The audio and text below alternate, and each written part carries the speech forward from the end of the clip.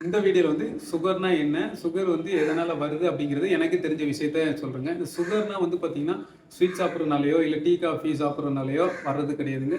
Sugar வந்து carbohydrate சார்ந்த உணவுகள் அதிகமா சாப்பிடுறனால வருதுங்க. இந்த கார்போஹைட்ரேட்ஸ் உணவுகள் என்னன்னு பார்த்தீங்கன்னா, இட்லி, தோசை, பூரி, பொங்கல், சப்பாத்தி அப்புறம் வந்து மைதா சார்ந்த உணவுகள். இத வந்து காலையிலயும் சரி, நைட்டும் சரி அதிகமா நம்ம சாப்பிடுறனால சுகர் வந்து ஈஸியா வந்துருதுங்க. அதுக்கப்புறம் இன்னொரு காரணத்தினால சுகர் வந்து வருது. அது என்னன்னு பார்த்தீங்கன்னா, டென்ஷன், டிப்ரஷன், ஸ்ட்ரெஸ்ஸு அப்புறம் வந்து ஒரு ஏஜுக்கு அப்புறம் நம்மளாலே எதுவும் பண்ண முடியல அப்படின்னு சொல்லி ஒரு ஆதங்கம்.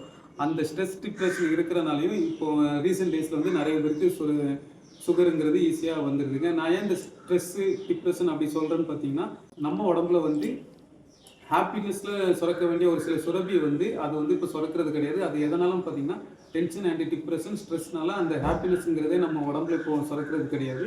இதனாலேயும் வந்து சுகர் வந்து ரீசெண்டா இப்போதைக்கு வந்துட்டு இருக்குங்க.